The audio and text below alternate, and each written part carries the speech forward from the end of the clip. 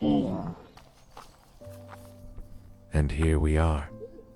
This is Little People's Park, here in Antlers, Oklahoma.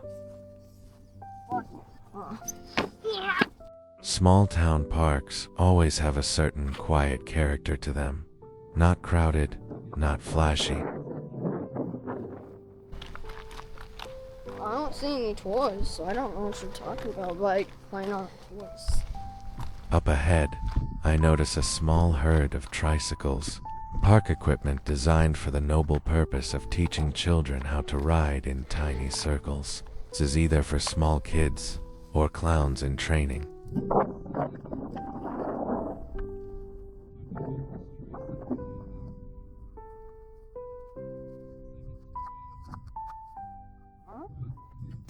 Naturally, my dear child has immediately ignored the tricycles entirely, because his goal isn't transportation, but elevation. Adults design things with specific intention, but ADHD kids tend to look at them more like suggestions. I'll do something real quick. Watch this.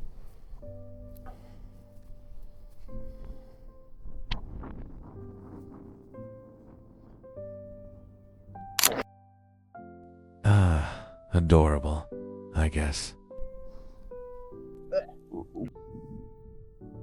Keep getting these freaking stickers stuck in my phone.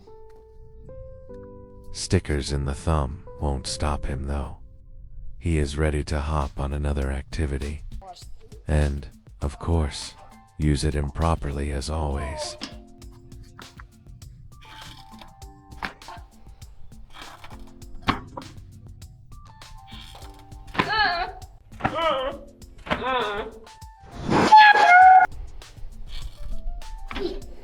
Watch this, I can lift this. In retrospect, I could have brought him to the part of the park made for kids. But why do that when it's more entertaining to watch him struggle with senior citizen workout equipment?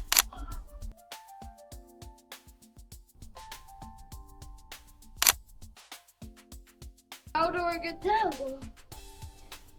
That can kill me. I can't just land on the ground. It's concrete. Yeah, I'll break my bones.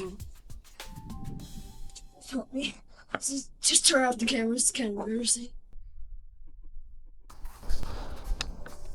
I consider myself lucky. I think this one you do actually put your foot on. Being a stay-at-home dad has given me the opportunity to watch my dear child grow up a little bit in the cracks of time, between all my projects and money-making schemes.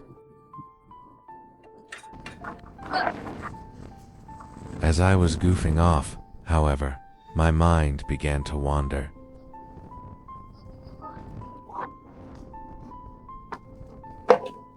I remember about a year ago I ran into a guy that used to go to high school with. We hadn't seen each other in probably 15 years. It was one of those strange little reunions where you recognize the face instantly, but then have to take a second to observe their physical appearance. You size up just how badly life has f***ed them up. Then you pat yourself on the back, knowing you still look pretty hot, while they, on the other hand, they now have let time age them like milk left on the counter during July in Oklahoma with no air conditioning. We talked for a while, catching up on the usual things. Jobs, kids, where people ended up. And at one point he told me a story I still think about sometimes. Apparently he'd been driving home late one night, down one of the plentiful, quiet back roads outside of town where the trees crowd in close, and the only light is your headlights. He said he came around a bend, saw someone standing on the shoulder of the road. Just a man, standing there, perfectly still. Not waving for help, not walking, just standing there. Facing the trees, my friend slowed down, thinking maybe the guy needed a ride, but as he got closer, he realized something strange. The man never turned around.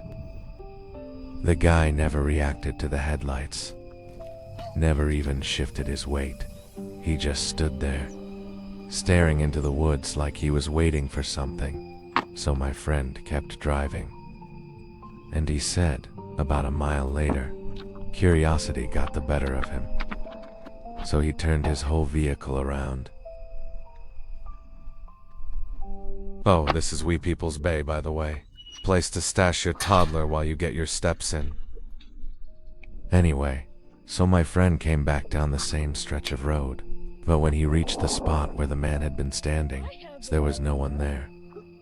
No car, no house nearby, just the trees and the empty road. He swore the guy had been there, clear as day.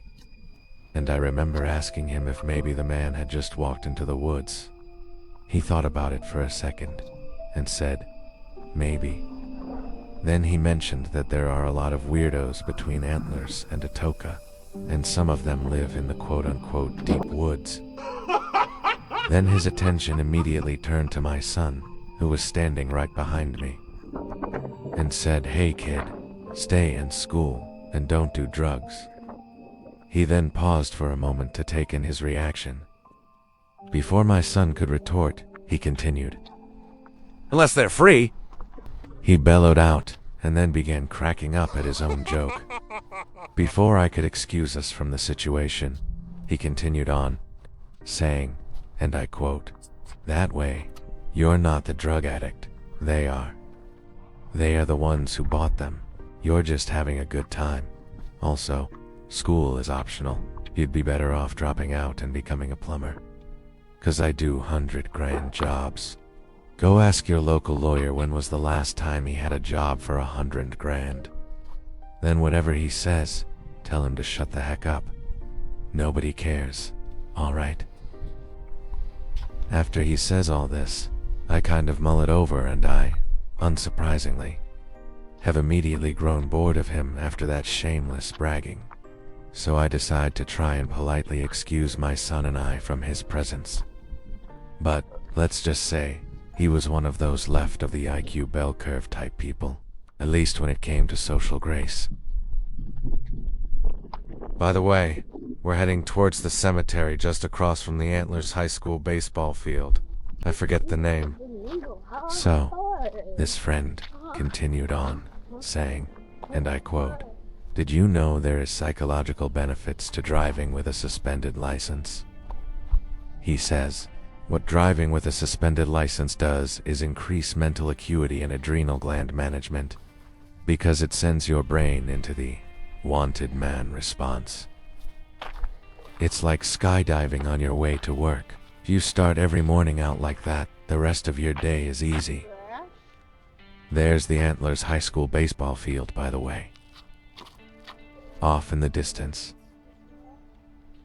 So anyway, I asked him why he couldn't afford to keep his license if he makes 100 grand jobs. He said he was kidding, and that he just heard that bullshit off TikTok and thought it was funny. Right next to the cemetery. Like, I don't think kids want to look at graves that have dead bodies in them, like skeletons in them. I don't think kids want to look at that while they're doing school events. It's kind of disgusting. It seems my dear child is baffled by the cemetery's placement and proximity to the school. He can't quite understand why a place for the dead would be so close to a place where teenagers are trying very hard to hit a ball with a stick. And thus, today, he learns one of the quiet truths about towns like this. And that truth is that the living and the dead have always lived pretty close together. And honestly, it's probably because of zoning laws. Hot trees. First, I see a hot car, now I'm seeing hot trees. And what else I'm gonna see hot? There's so many there's so many objects that look hot. Like just built to look amazing. Can attract me. They look like dancing woman. Just for me. Yeah. Pretty sure I just heard him say stuff about nature attracting him and trees are shaped like dancing women. Bro loves nature so much, he doesn't touch grass. He romantically gazes at it. He's probably going to end up with a restraining order after he gets caught whispering sweet nothings to a fern. Well, I want to fix through those trees. So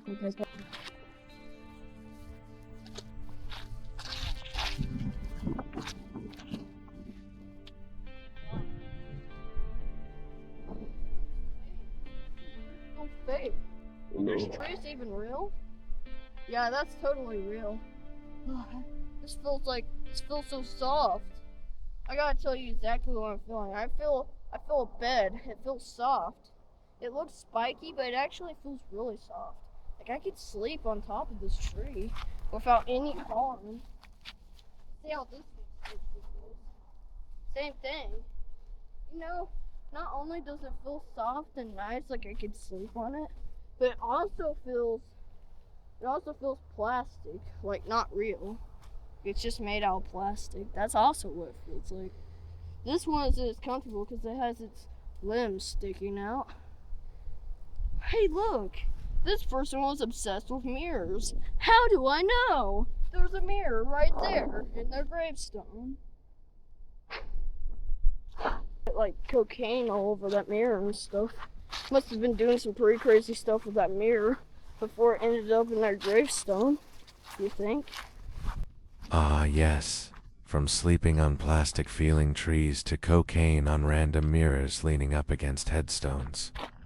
This kid's mind is chaos. Didn't know parenthood would bring such unusual statements I must somehow respond to. But alas, I am now having what seasoned parents call the joy of discovering the world through your child's eyes. I'm pretty sure he's more cynical than I am. And thus, it's another reason I'm taking him out in nature and on these walks. Not just for fun and bonding, but to show him the concept of content creation. If I just saw Jennifer Tilly on a gravestone, I'd flip out. Silly boy, Jennifer Tilly is not dead. Neither is Chucky.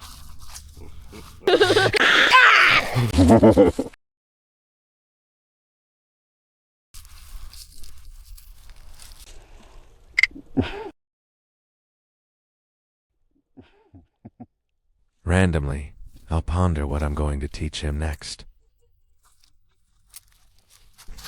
Perhaps what I'll teach him next will be something that my grandfather taught me when I was around his age. And that is the ability to make thermite without getting in trouble by the ATF. Is that a gravestone? Well, what's under these leaves? Why does it look like it's just sticky, just a little under these leaves? I feel like, why isn't there a name on the stone? Where's the name?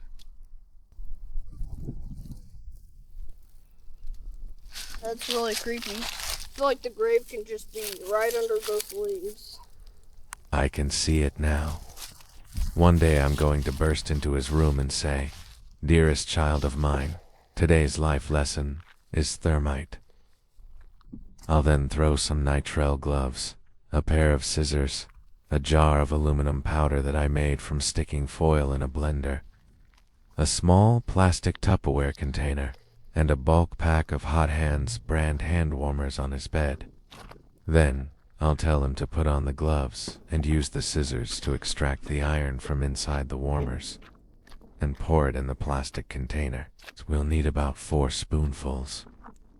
Next, just mix it together with the aluminum powder in this plastic container, and then you have thermite.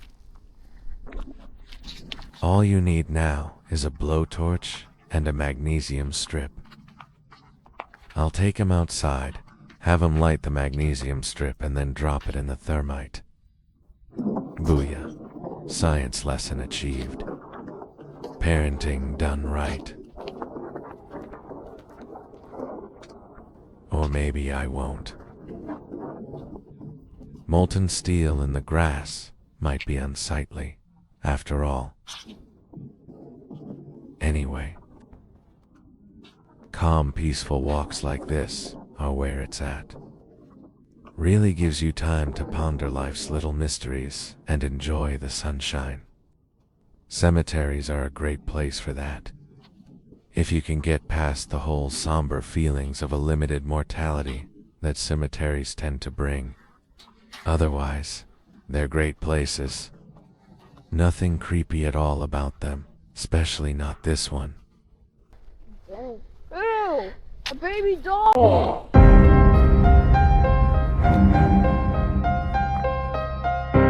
Okay, perhaps this one actually is a bit creepy. Ew! Why? Who did that? Who did that? Why would anyone do that? Just to scare someone? Like, what the heck? Imagine you just see a YouTuber placing that baby doll right here, and then you realize, oh, that stupid YouTuber's trying to prank people. You know? Hey, Mr. Beast, this could be a trap for $1,000 or something. Ah, yes. His first thought is, Mr. Beast could be pranking us. As if anyone with a net worth of over $46 would be seen in Antlers. Now, I don't know the exact odds of finding a haunted-looking doll in a cemetery, but I feel like they're supposed to be lower than this. What do you think happened to it before it got out here? You think someone done something with it? Like, why is it covered in yellow? Well, someone probably done a lot of stuff with it, and then they got drunk and just threw it out here or something. Or it could be a prank from a YouTuber. Either way. That theory is as good as any, I suppose. That thing looked like it crawled out of the third act of a low-budget horror movie. Judging by the condition it was in, I think the cemetery might have claimed it as one of its own. Which raises an important question. If you find a creepy broken doll in a cemetery, do you leave it alone? Or do you punt it like a football and accidentally start the curse? This is from I can hardly see it, but this is from 1902. This guy died in 1902. You see that? Ah, yes. This old headstone reminds me of a legend about Antlers a Native American friend of mine once told me. This Native American friend, we'll call him Chief. Chief tells me the story of a time before Antlers was really a town. Back when it was just scattered houses and dirt roads, people here in Antlers didn't always bury their dead right away. Chief tells me, the legend says that on certain nights, the Nalasachito would come out of the forest. They'd look like tall shapes moving between the trees, darker than the darkness around them. And if a body was left outside overnight, those shadow things would drag it back into the forest. No footprints, no noise, gone by morning.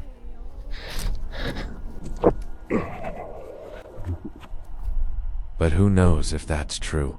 Chief was a huge pothead, after all. Anyway, this was part of the Little People's Park and the adjacent cemetery. Where might our adventure take us next? Thanks for coming along on this interesting little adventure. If you enjoyed the walk, feel free to like and subscribe. Doing so tells the algorithm the world needs more strange observations, old cemeteries, and suspicious dolls. And you know in your heart this to be true. You know you do. We'll see you soon.